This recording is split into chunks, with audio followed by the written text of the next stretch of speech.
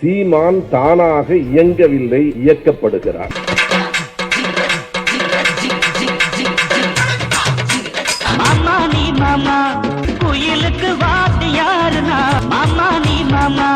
திராவிட மாடல்னாவே என்னன்னு பெரியாரோட பெரிய பெரியார்லாம் எங்க முன்னோர் இருக்கான்பா.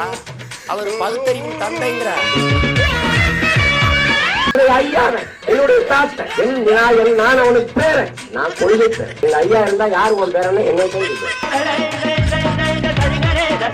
பாட்டை இருக்கான், அங்க ஒரு தாத்தா இருக்கான், எனக்கு பாட்டை இருக்கான், அங்க ஒரு தாத்தா இருக்கான். என்னடா எங்க முன்னோர்கிட்ட நீங்க குறை பெரியார் போராடினோம், ஏற்கவில்லை, கடுமையாக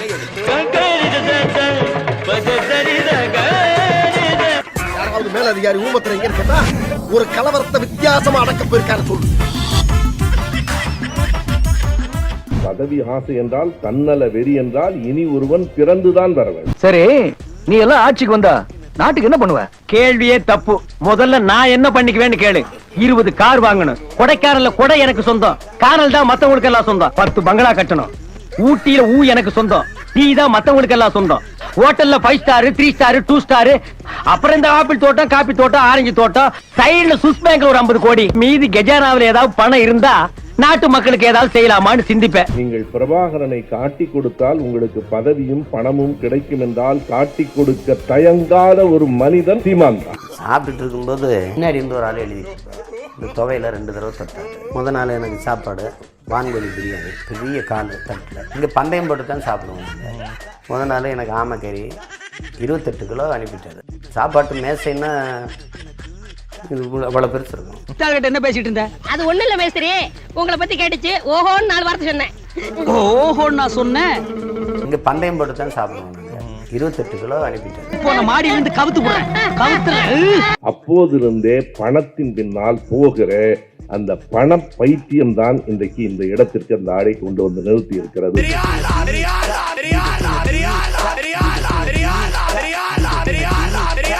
திடீரென்று எதற்கு கத்துவது என்று தெரியாமல் கத்துகிறார். ஒரு நாள் இந்த நிலம் எனக்கு சிக்கிட்டு.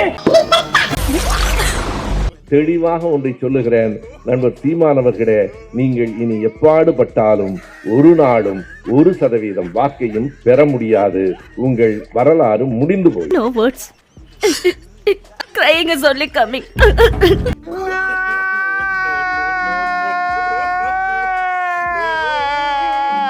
எப்போதும் நாம் தமிழர் ஒரு செய்தியை சொல்லுவார்கள், நினைவு நாளைத்தான் நாங்கள் போற்றுவோமே தவிர பிறந்த நாளை கொண்டாட மாட்டோம். உண்மையா இல்லையா? உண்மை.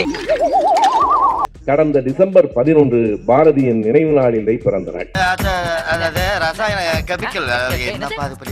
நினைவு நாளை மட்டுமே போற்றுவோம் என்று சொல்லுகிற அவர்கள் பிறந்த நாளை கொண்டாடினார்கள். அதுவும் பாரதி பிறந்தது டிசம்பர் 11, அவர்கள் விழா நடத்தியது 20.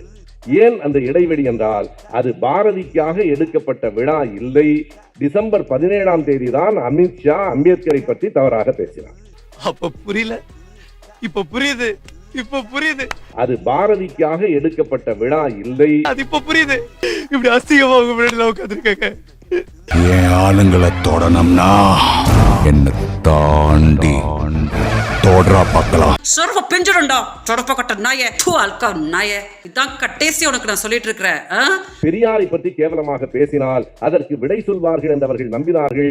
இதை சீமான் தன் பேச்சிலேயே சொல்லுகிறார். சண்டாளன் பேச்சுக்கு ஏற்படாத பரபரப்பு இப்போது அவர்களுக்கு வந்திருக்கும், நாளையிலிருந்து பேசுவார்கள் என்கிறார்.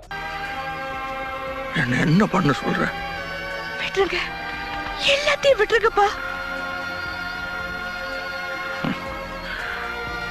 செத்துருவாமா, விட்டா செத்துருவா. சாவு சாவும்ல செத்த பையில நீ நலமா இருந்தா ஒளிஞ்ச எனக்கு பத்தி நீ சாவும்ல செத்த பையில. பாரதியாருக்கு தானே விழா எடுத்தீர்கள், பாரதியாரை பற்றி தானே பேச வேண்டும். பாரதியாரை தொட்டுக்கொண்டு பெரியாரை இழிவுபடுத்தியதுதான் அந்த கூட்டத்தினுடைய நோக்கம். அப்படியா? ஆமா, சரி. ஏன்னா எங்களுக்கு இதுதான் வேலை. பாட்டை இருக்கான், அங்க ஒரு தாத்தா இருக்கான், எனக்கு பாட்டை இருக்கான், அங்க ஒரு தாத்தா இருக்கான். அவர் பெரியாரை இழிவுபடுத்தியதை விட, கலைஞரை இழிவுபடுத்தியதை விட ஈழத்தமிழர்களையும் பிரபாகரனையும் தான் கூடுதலாக இழிவுபடுத்தி இருக்கிறார். நீங்க என்ன பண்ணாலும் அவனை குணப்படுத்த முடியாது. ஏன்னா பிரபாகரனை அழைத்து வந்து தூக்கில் போட வேண்டும் என்று சட்டமன்றத்தில் தீர்மானம் கொண்டு வந்தவர் ஜெயலலிதா. அப்போது அதை நிறைவேற்றுகிற அவை தலைவராக இருந்தவர் அண்ணன் காளிமுத்து. சும்மா சொல்லக்கூடாது. உனக்கு அமைஞ்ச மாதிரி வேற எந்த மாப்பிளைக்கு மாமனார் குடும்பம் இப்படி அமையாது. நல்ல குடும்பம், பல்லுகளை விளக்கவும். ஈழப்போரில் மட்டும் கருணாநிதி முதலமைச்சராக இல்லாமல் அம்மையார் ஜெயலலிதா முதலமைச்சராக இருந்திருந்தால் என்ன நடந்திருக்குன்னு பாருங்க. இங்கே இலங்கையில் என்ன நடைபெற்றுக் கொண்டிருக்கிறது என்றால், இலங்கை தமிழர்களை பாதுகாப்பான இடத்திற்கு செல்ல விடாமல் விடுதலை புலிகள் அவர்களை பிடித்து வைத்துக் கொண்டு வலுக்கட்டாயமாக ராணுவத்திற்கு முன்னால் அவர்களை ஒரு கேடயமாக பயன்படுத்திக் கொண்டிருக்கிறார். முன்னாலிருந்து பார்ப்பனர்கள் இயக்குகிறார்கள், வாய்மொழியாகவும் தாய்மொழியாகவும் தமிழே பேசுகிறார்கள் சீமான் சொன்னார். ஆனால் அவர் வீட்டில் அவர் மனைவி தமிழ் பேசாது.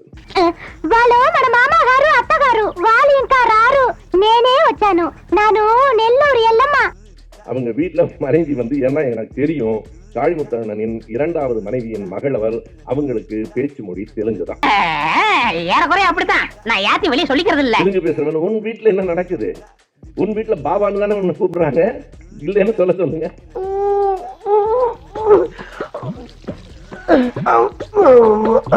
மேடைக்கு ஒரே ஒரு கேள்விக்கு விடை சொல்லிவிடுங்கள், கூட்டத்தை கலைத்து விடலாம். அந்த 26 ஆண்டுகளில் ஈழத்திற்காக நீங்கள் செய்தது என்ன? பெட்டிக்கடை சொன்னாதான் போவையா? அப்ப வாங்கடா நம்ம போலாம். ஏன்டா ஏதாவது பண்ணியிருந்தா தான் சொல்ல முடியும். குட்டிமணியும் தம்பிதுரையும் அங்கே ஜெகனும் மிக கொடூரமாக கொல்லப்பட்ட போது தமிழ்நாடு முழுவதும் எந்த ஊரில் திரும்பினாலும் ஆளுங்கட்சியும் எதிர்கட்சியும் ஆதரித்த அந்த நேரத்தில் சீமான் எங்கே இருந்தார்? மாமாவை நீ நல்லதா நினைக்காத, கேட்டுக்கிட்ட ஞாபகம் வந்ததடா, அந்த நாள் ஞாபகம் வந்ததடா, ஜல்சா பண்ணுங்கடா, குஜாலா ஜில்பா காட்டுங்கடா. இந்திய இலங்கை ஒப்பந்தமான போது அதை எதிர்த்து தமிழ்நாடு முழுவதும் கூட்டம் நடத்திய தலைவர் கலைஞர் அவர்கள். திலீபன் இறந்ததை, அந்த காட்சிகளை நாங்கள் திடலில் பார்த்துத்தான் உணர்வு பெற்றோம். பெரியார் திடல் இல்லை என்றால், திமுக கழகம் இல்லை என்றால், நான் சொல்லுகிறேன் நண்பர்களே, பிற்காலத்திலே விடுதலை சிறுத்தைகள் இல்லை என்றால் தமிழ்நாடு முழுவதும் இந்த உணர்வு பரவி இருக்காது. பைத்தியம் மாதிரி மேலே பார்த்துட்டு இருக்க ஒண்ணுதான். பணிகாலத்தில் கொட்டும் பணியில் அந்த ஒளிநாடாக்களை எடுத்துக்கொண்டு நாடாளுமன்ற உறுப்பினர்களின் ஒவ்வொரு வீட்டுக்கும் போனவர் வைகோ. சீமான் அவர்களே, என்ன செய்தீர்கள்? உள்ளுக்குள்ள உறுத்தல அப்படின்னு உங்க மனசாட்சி உங்களை பார்த்து கேள்வி கேட்காத மிஸ்டர் பார்த்தசாரதி. சீமான் என்கிற மனிதன் எங்கே இருந்தார்? ஏதாவது செய்திருக்கிறீர்களா? ஒரு வரி பேசி இருக்கிறீர்களா? என்னை பார்த்து கேவலமா ஒரு சிரிப்பு சிரிங்களேன்.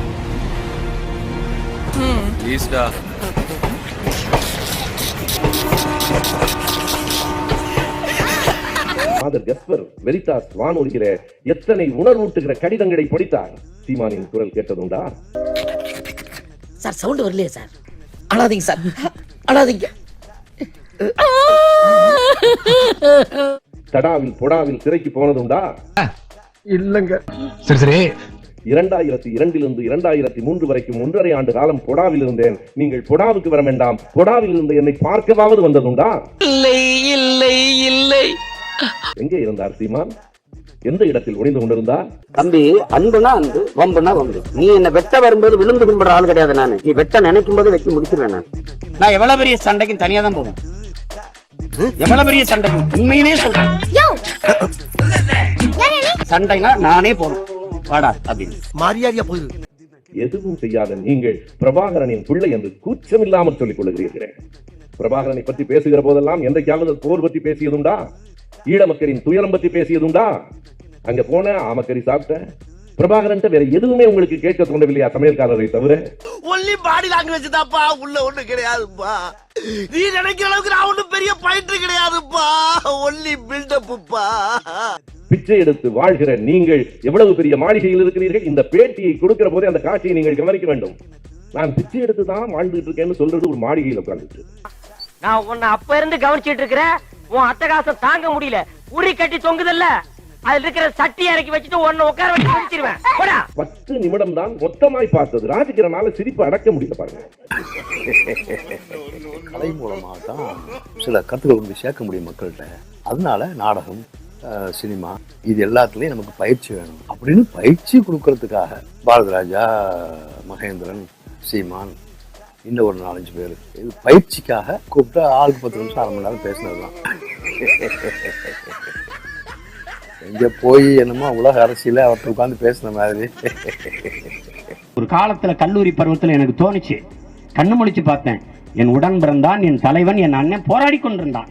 பக்கத்துல போய் நின்ட்டேன், அவ்வளவுதான். அந்த மாதிரி எல்லாம் இருக்கிற சான்ஸ் இல்லையே. அவர் சொல்றாங்க, அதாவது ஒரு மனிதனுக்கு கொஞ்சமாவது கூச்சம் இருக்க வேண்டாமா?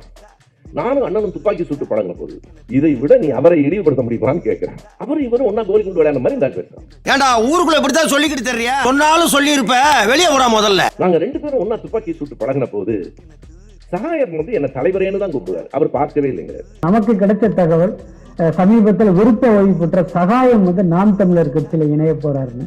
அது உண்மையா? ஏன் ஐயா இணைஞ்சா உங்களுக்கு என்ன பிரச்சனை? இல்ல எங்களுக்கு ஒன்றும் பிரச்சனை இல்லை. இணைவதாக ஒரு தகவல் இருக்க உண்மையா? நான் வந்து எங்க ஐயாவை போய் கூப்பிட்டேன், 2 தடவை சந்திச்சு கூப்பிட்டேன். நான் வந்து என்ன செய்ய போறேன்னு கேட்டாங்க. என்னை தலைவர் தான் கூப்பிட்டேன். அவர் வந்து எதுக்காக எங்க ஐயா இந்த முடிவு எடுத்து விலகினாங்கன்னு கேட்டாதான் தெரியும். திரு சீமான் அவர்கள் உங்களை சந்திச்சிருக்காங்க அப்படின்னு திரு சீமான் அவர் மேடையில் பேசும்பொழுது சொன்னாங்க. நான் தலைவர் சந்திச்சேன், அரசியல் குறித்து விஷயம்லாம் பேசணும்னு. அவங்க கூட இணையறீங்க அப்படிங்கிற மாதிரியும் செய்தியில் வந்துச்சு. நீங்க 2 பேரும் சந்திப்புல என்ன நடந்தது, என்ன பேசுனீங்க? இல்லை, நான் இப்பொழுது சமீபத்தில் சந்திக்கவில்லை. நான் வரை சந்தித்தே ஒரு 4 ஆண்டுகள் இருக்கு. அப்பொழுதெல்லாம் என்னை நிறைய பேர் சந்திப்பார்கள். அலுவலகத்திலே வந்து என்னை ஒரு மரியாதை நிமித்தமாக சந்திப்பார்கள். ஒரு காலம் நான் அரசியலிலே இணைகின்ற அந்த பேச்சை எல்லாம் நான் எடுத்ததில்லை. நாட்டு மக்களினுடைய மேம்பாட்டிற்கு ஐஏஎஸ் வழியாக பங்களிப்பு செய்கிறேன் என்றுதான் நான் சொல்லி அனுப்பினேனே ஒழிய நான் எந்த சூழலிலும் யாரோடும் சேர்ந்து அரசியலிலே பங்களிப்பு செய்வதாக நீங்கள் ரஜினிகாந்தை விமர்சனம் செய்யுங்கள். எப்படி விமர்சனம் செய்வது? வெற்றிடம் சுடுகாட்டில் இருக்கு போய் படுத்துக்கன்னா ஒருத்தரை பார்த்து சொல்றது. எவ்வளவு வன்மம், எவ்வளவு வெறுப்பு இருந்தாலும் அப்படி பேச முடியும்? நாம் தமிழர் கட்சியின் தலைமை ஒருங்கிணைப்பாளர் சீமான் ரஜினி குறித்து முன்னர் தெரிவித்த கருத்துக்களுக்கு மாறாக தற்போது பேசியவற்றை பார்க்கலாம். சொற்ற போட்டு இமயமலைக்கு போறதை விட்டுவிட்டு இந்த வேலை உங்களுக்கு வேண்டாம் நம்ம சொன்னா கேட்கறது இல்ல. நான் வருவேன். ஒரு வெற்றிடம் இருக்குது, சுடுகாட்டில் கூட நிறைய வெற்றிடம் இருக்குது. அது பெருந்தலைவர் வந்தாரு, பேரறிஞர் அண்ணா போன்ற பெருமக்கள் வந்தாங்க. அப்படியான தலைவர்கள் இப்ப நமக்கு வாய்க்கப்பெறல. அந்த வெற்றிடம் இருக்குது, அந்த வெற்றிடம் இருக்குது, அந்த வெற்றிடம் இருக்குது. ஒரு வெற்றிடம் இருக்குது, சுடுகாட்டில் கூட நிறைய வெற்றிடம் இருக்குது. என்ன சிஸ்டம் தெரியல, ஒரு வார்த்தையில சிஸ்டம் தெரியல பேசிக்கிறதே அரசியலா? கட்சி அரசியல் தேர்தல் அரசியல் தான் செய்யப்படுது, மக்கள் அரசியல் செய்யப்படல. இந்த மாறுதலை கொண்டு வர்றது தான். அதை தான் ஐயா ரஜினிகாந்த் அவர்கள் உங்களுக்கு தெரியும் சிஸ்டம் ராங்னு ஆங்கிலத்தில் சொன்னாங்க. நான் அதை தமிழ்ல அமைப்பு தப்பா இருக்கு மாற்றணும்னு சொன்னேன். அது குறித்து தான் பேசணும். அஞ்சாப்பு படிக்கும் போது கொடி, ஐயோ சகிக்க முடியல அந்த கதையெல்லாம். அந்த கதையை எல்லாரும் விவரிச்சாச்சு. அஞ்சாப்பு படிக்கும் போது கொடி எடுத்துக்கிட்டு கம்யூனிஸ்ட் அப்படி போராட்டமே நடத்தலைங்கிறாங்க. கம்யூனிஸ்ட் கொடி எடுத்துக்கிட்டு அந்த கம்யூனிஸ்ட் கட்சிக்கு வேற ஒரு அவமானம் பாருங்க. எடுத்துக்கிட்டு சிவகங்கையில் இருக்கிற ஆட்சியர் கட்டிடத்துக்கு, அலுவலக கட்டிடத்துக்கு முன்னால ஆர்ப்பாட்டம் செஞ்சோங்கிறார். அஞ்சாப்பு படிக்கும் போது இளையான்குடி கடத்தருவில் இருந்து கம்யூனிஸ்ட் கட்சி கொடியை பிடிச்சிக்கிட்டு சிவகங்கை மாவட்ட ஆட்சியர் அலுவலகத்துக்கு விவசாயி போராட்டத்தில் பேரணிக்கு போகும்போது சின்ன பையனா கொடி பிடிச்சிட்டு போனது ஞாபகம் இருக்கு. அப்ப இருந்து இருக்கேன். 5 வயசுல அஞ்சாப்பு படிக்கும்போது அண்ணன் எப்படி 5 வயசுல அஞ்சாப்பு படிப்பாரு? அவங்க 2 பேரும் வந்து பேசுவாங்க. ஓ அண்ணன் பெரிய அறிவாளி இல்ல, 5 வயசுலயே அஞ்சாப்பு போயிட்டாரு, போய் தொலைட்டோம். அந்த அளவுக்கு மக்கள் என்ன நம்புறாங்க? 5வது வகுப்பு படிப்பது என்றால் 10 வயது. அவர் பிறந்தது 66. 10 வயது என்றால் 76. சிவகங்கை ஆட்சியர் அலுவலகத்துக்கு முன்னால் ஆர்ப்பாட்டம். ஆனால் அந்த அலுவலகம் 83 தான் வருது. சின்ன பையனா கொடி பிடிச்சிட்டு போனது ஞாபகம் இருக்கு. அப்ப இருந்து இருக்கேன். சிவகங்கை மாவட்டம் 83 பிரிக்கப்படுகிறது. ராமநாதபுரத்திலிருந்து 84 தான் கட்டிடம் வருகிறது. 84 வரப்போகிற கட்டிடத்துக்கு 76லயே கொடி பிடிச்சது நம்ம அண்ணன் தான். புரிஞ்சதா? அதில் இந்த சீமான் பேசினாருங்க. எம்ஜிஆரை பாராட்டி பேசுறாராம். எம்ஜிஆர் ஆட்சிக்கு வந்த உடனே செய்த முதல் காரியம் என்ன தெரியுமா? ஐயா பெரியாரை சக்கர நாற்காலியில் வைத்து அடைத்துக் கொண்டு வந்தார். கேட்டுக்க. எம்ஜிஆர் ஆட்சிக்கு வந்தது 77. பெரியார் இறந்தது 73. தெரிஞ்சுக்கிட்டியா? 73ல இறந்தவரை 77ல எப்படி நீ வண்டி வச்சு கொண்டு வந்திருப்ப? எப்படி? எப்படின்னா அப்படி இந்த ஜாதகக்காரன் செத்தே 10 வருஷம் ஆச்சியா? ஒரு அழிவு சக்தியாக, விஷ செடியாக எங்கள் இளைஞர்கள், எங்கள் பிள்ளைகளின் மூளையை அரித்துக் கொண்டிருக்கிற சீமான் திருந்த வேண்டும் அல்லது திருத்துவோம்.